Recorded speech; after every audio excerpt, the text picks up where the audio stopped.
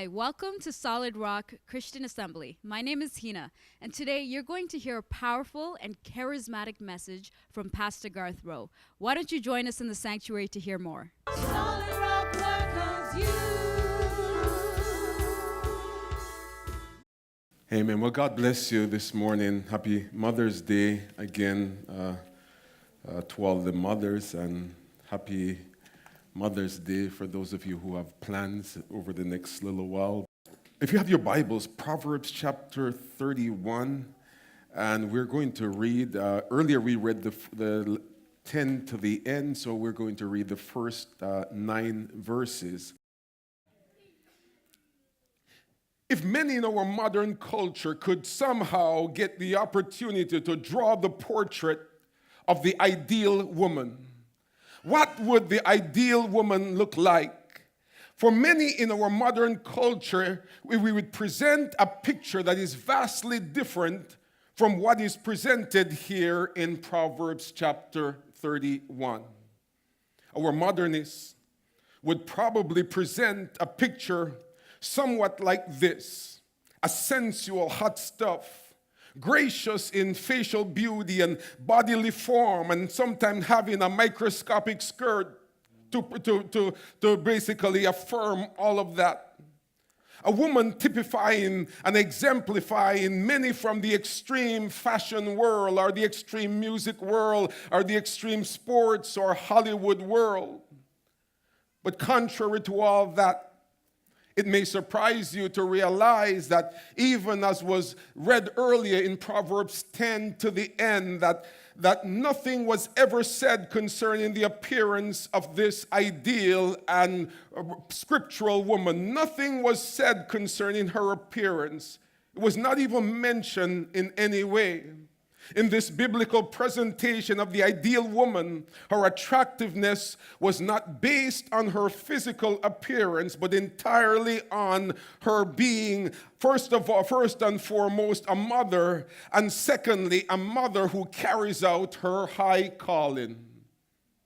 The Bible is an amazing book, and it's the highest authority for life in itself if we want to achieve the most out of life.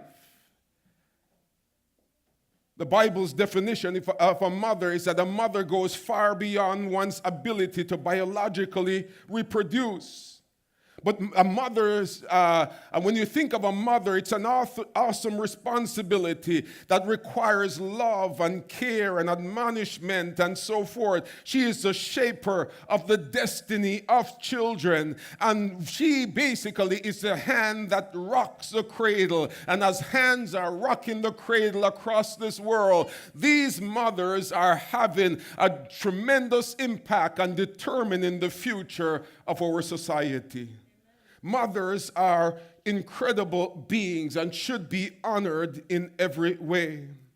There are mothers we talk about like Susanna Wesley. You cannot talk about motherhood without talking about Susanna Wesley. She came out of a family and she was one of 25 children. Her mother had 25 children.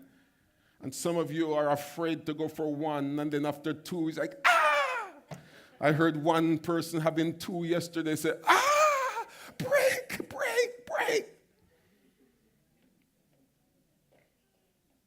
And you said to them, do you want to go back? They say, you're kidding me. I must go back to Death Door and back. Susanna Wesley's mother did that 25 times in terms of having 25 children, considering there were no miscarriages. Imagine that. Susanna Wesley, after her mom ended up having 25 kids, decided to go try it, and she got 19. And in it, she got 2 world changers, John Wesley and Charles Wesley, and more clergies from that group. But these men were able to go out and transform the world and literally change the direction of society. The mother was instrumental in their development. When we consider Proverbs itself, it talks about a woman in verse 11 who is trustworthy. Husband has lots of confidence in her. It talks about a lady who was this industrious. She works hard, not lazy, accomplished in so many ways. Talks about in verse 16 a business-like woman. In verse 17, a strong woman. In verse 20, a kind woman. In verse 26, a lady who was able to speak graciously. And then in verse 30, a woman who was godly. So much was said as it relates to mother. People came up here and they said, well, we were poor. And I guess that's not abnormal for many of us here. But as a child, I did not know my mother was poor. I didn't. I did not know. I was a kid. She migrated to Canada and she left me back home trying to pave the way here, like maybe some of you here today did that. You sacrificed, you came here, you dealt with things you never thought existed, like winter. Winter is just something that doesn't matter how people explain it, you just cannot relate to it if you're from a tropical setting. Winter is just something that is just, doesn't matter how much television you watch and how many of those Christmas movies you watch waiting for the snow to fall, those sappy things, they're waiting for the snow to fall and they just stand there graciously with their shirt unbuttoned and they're like, it's snowing, it's snowing. So, for me, I thought snow was just one of those peaceful heavenly clouds that just fall in from heaven, that just have this sort of, give you this kind of utopia where you come there and you just stand there and you're just dancing with the lilies, so to speak, as the glorious heavens start to just celebrate with you and throw little, cloudy stuff. My first time out there, I ended up with frostbite everywhere. The ears felt like they were dropping off. The nose felt as if you hit me on it, it's going to drop off. And then the fingers were useless. You tried to grip something and the pain that would come in, and then we would run inside thinking that the solution is get warm water. And we realized it's not quite like that. My first semester back in Canada, I decided we're supposed to do a project in forestry. And then, we delayed. And we waited until it was way down in the semester, just a couple weeks before, and we decided to go over into some sort of a forest place to go find whatever leaves or any kind of thing necessary to finish our project. Needless to say, I thought I was going to die there. I made it, obviously. I'm here today. But the reality is that when mothers decide to make their way and come to places, mothers sacrifice immensely. I thought my mom was rich because I was just there seeing the things that would come back to me. Made in the USA. Back in those days, things used to be made in the USA and made in Canada. You see them and they come. Nowadays, everything is made in Bangladesh, China, and so forth. Even the flag, when you want to celebrate the heritage, the American workforce and all of that, you see that it is made in China. But back then, everything was made in Canada and the USA. And as a little kid growing up, I would go places and they would be like, where did you get that from? My mom lives in Canada. They would be like, what your mom? I don't even know what she did, but she's rich.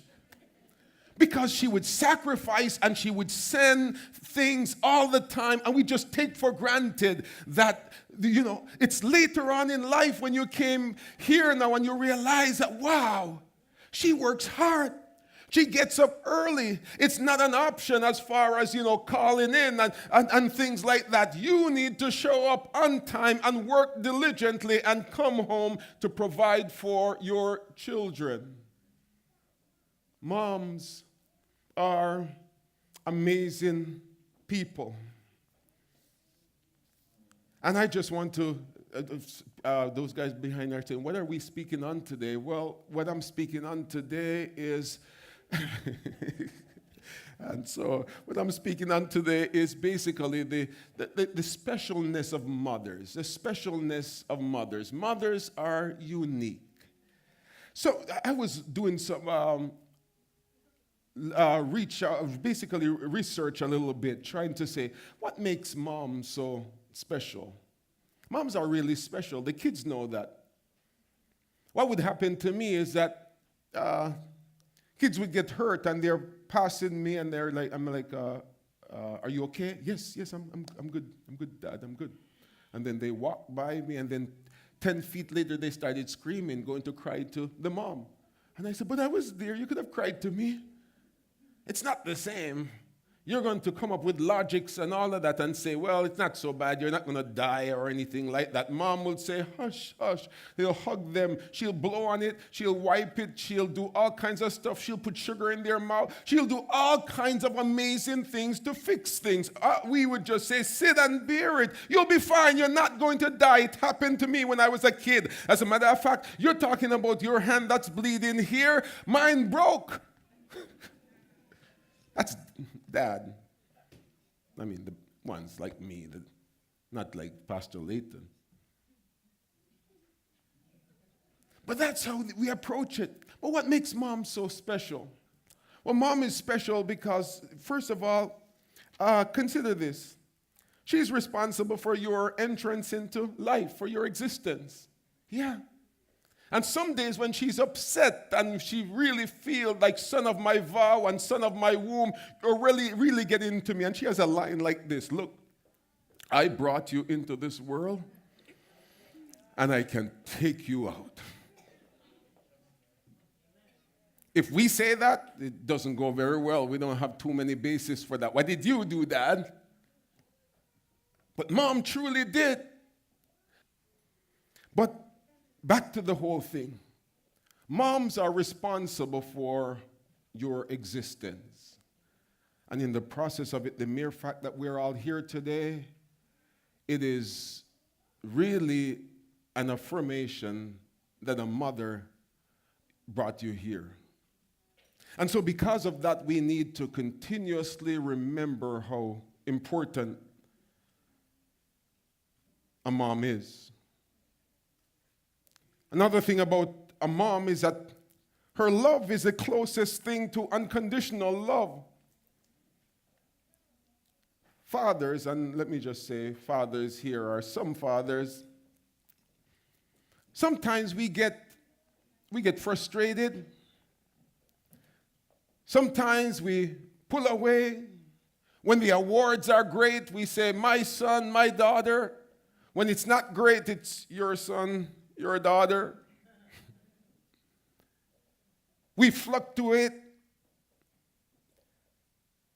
But mom, somehow, in the midst of, regardless of what she is feeling, in the midst of all of that, she is able to love. She's able to display emotion. She's able to embrace. She's able to carry out unconditional love. She can scream at you this very moment, and the next moment she embraces you like that.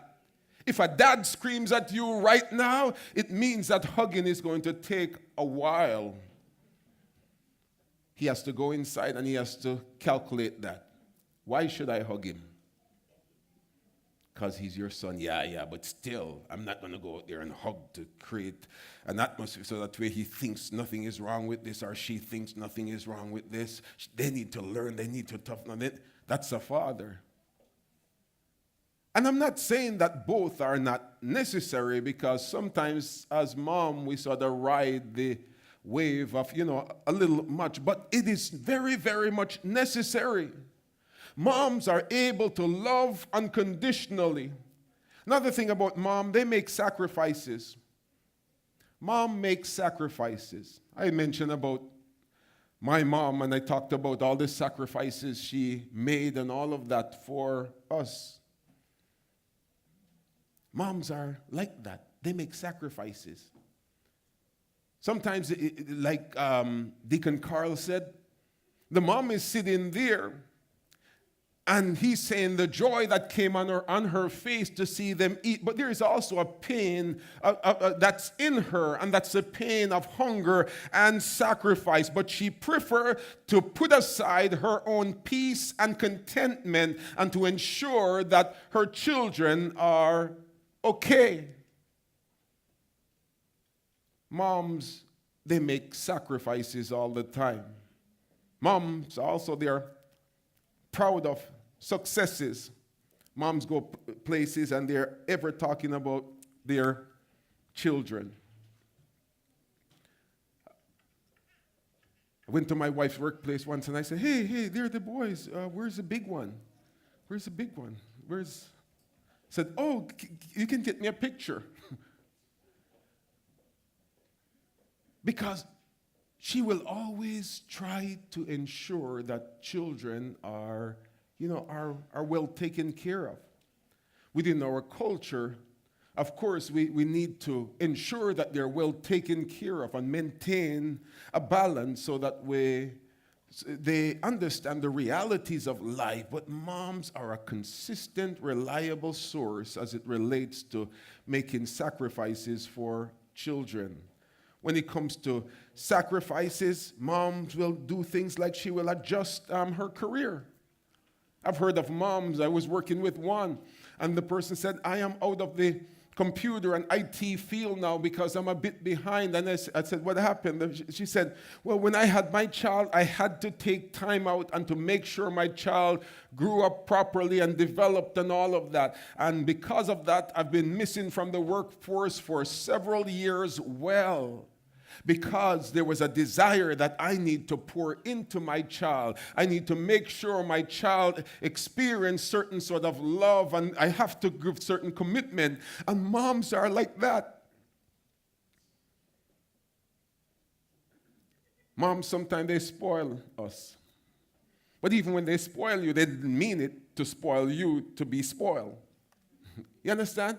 They kind of did it because they just love you so much. They just want to see you be so happy. They just don't want you to go through the tough things that they went through because they had to sacrifice. They had to work. Their eyes are burning them. They're tired. They're driving home or they're putting in another shift and their body is aching and they're lifting things and they're doing things and they're constantly there and they're dealing with all the different issues of life. And so in the process of it, they just want to give. And sometimes in the process, we're getting.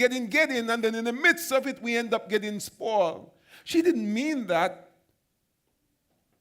It's just that she really wants to pour into you and to give you things. Of course, Mom, we shouldn't spoil them because we want the best result. But that's not why Mom did that. Mom did that because Mom loves you. Mom just wants to see you smile. Mom just wants to see you energized. Mom just wants to see that you're in peace. Mom just wants to see contentment and satisfaction. Mom is the greatest encourager. You can do it. You can do it. You can do it. We used to go to basketball games, and then sometimes I'm like, cross over. He can't defend you. This is the foul. And then all of that, and then something may go wrong and all of that, and you see them like, it's almost like they pause and it's like, oh boy, I don't think Daddy's too happy about that. He ended up shooting the basketball into the opponent's net, and then Mom is like, good job. I'm kidding, that didn't happen, but I'm just saying, but Mom would be like, good job. And I said, but he just caused the other team to win. Why are you cheering? Look, you need to learn to cheer them up, otherwise he will not be able to get up for the next game. And I'm like, but still, we could have won this one. Mom is like, good job, smile. I tell the husband, smile. Good job. And he's like, my mom is like, say it properly. Good job. And they know you're as fake as ever because but that's the way a mom is. And so many times you hear these kids make reference to their mom with such flattering terms. And then Dad, they take kind of like a little pause there. Here's something about Mom. Mom loves you even when you have issues with your own self. When you have issue loving your own self, Mom still loves you. Mom says things like that. I mean, if you ever watch Sister Camise sings and all of that, and her mom would just give a standing ovation. My daughter. Have you ever noticed that? She's just so excited. That's my daughter. We all know that already, Sister Sandra. But that's my daughter, still my daughter. She's not in here. No. But that's just the way she is. That's my girl. Of course, the dad is very much proud too, but he's just.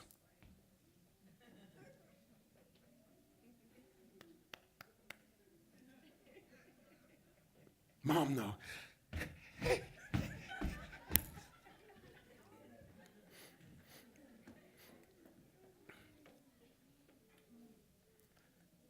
Mom's tough love. Sometimes mom get tough, especially when mom is disappointed. You remember the line, I brought you into this world and I can take you out? Mom can get tough sometimes.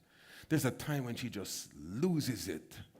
And you're like, Mom, as a matter of fact, when she loses it, she's usually very much softer than dad on a steady basis. But once in a while, mom loses it. And you are certain that this is your last day on earth. Mom is coming after you. Let me tell you something. And she just let it out and all of that. It's not that, what she's basically saying there is that, look, I really want you to succeed so badly. I wish I could be you. I wish I could come in your body. I wish I could take over your mind. I wish I could pray and everything just happen. I wish your world could just explode before you on a good level. It cannot. You're not allowing it. You're not allowing it. But she just wants it so badly for you. She's an encourager. She just wants your success in such a way. She goes out there and she gets tough. And she nags you and all of that. But guess what? Her nagging is not nagging.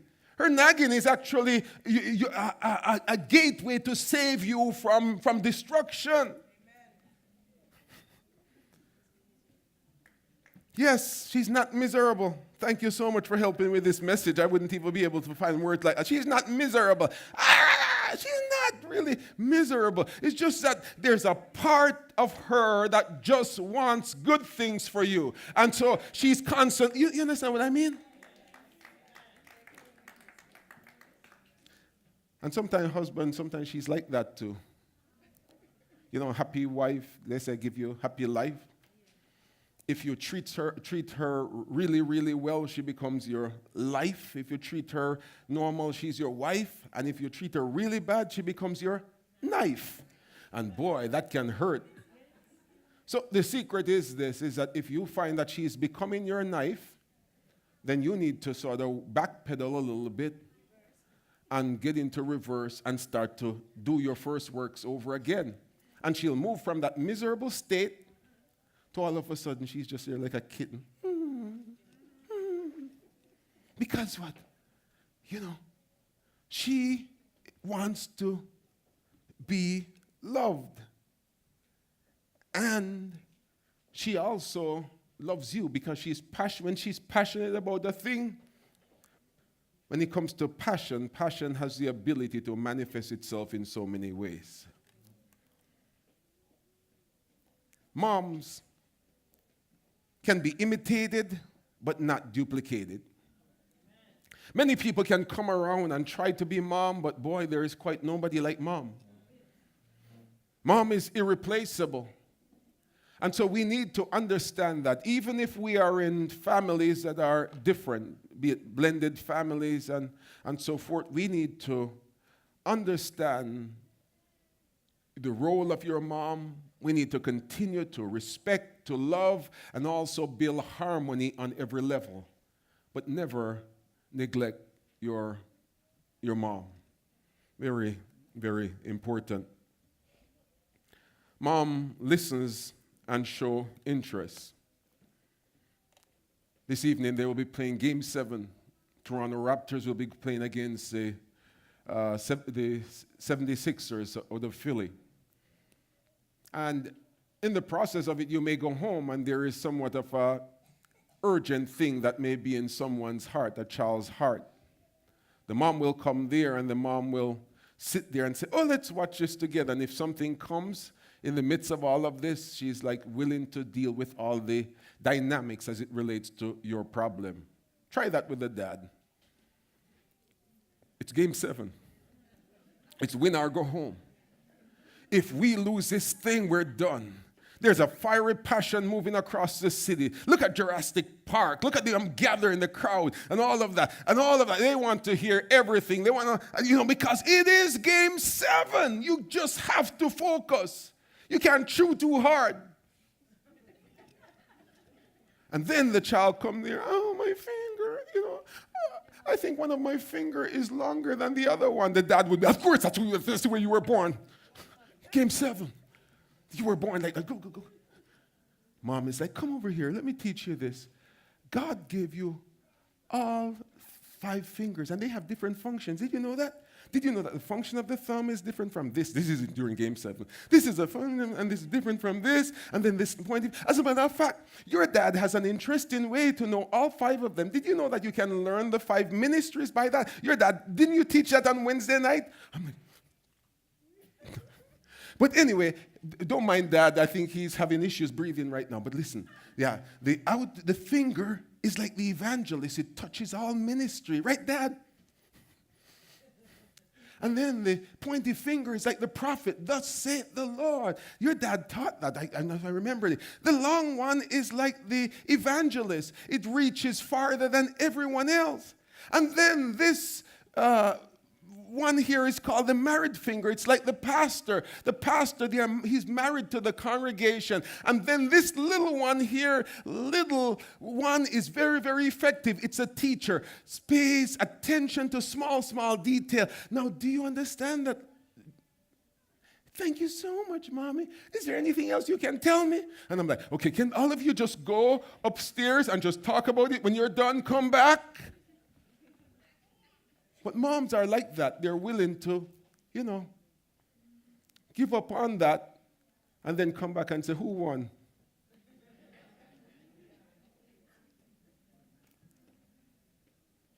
She listens and she shows interest. Mom supports your hobbies, your interests, your games, your music, your plays, your drama, all kinds of stuff that you're in. She supports. Again, I mentioned before, she will always adjust her career. Mothers provide healthy and easy emotion. Hugging becomes so easy. Loving becomes so easy. Mom, they do that so easily.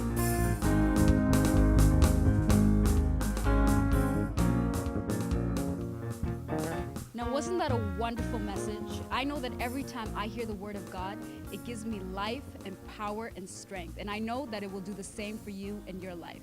I thank you for joining us, and you can always find more information about us on our website, our Facebook page, or our YouTube channel. We'll see you again at The Rock. Solid Rock welcomes you.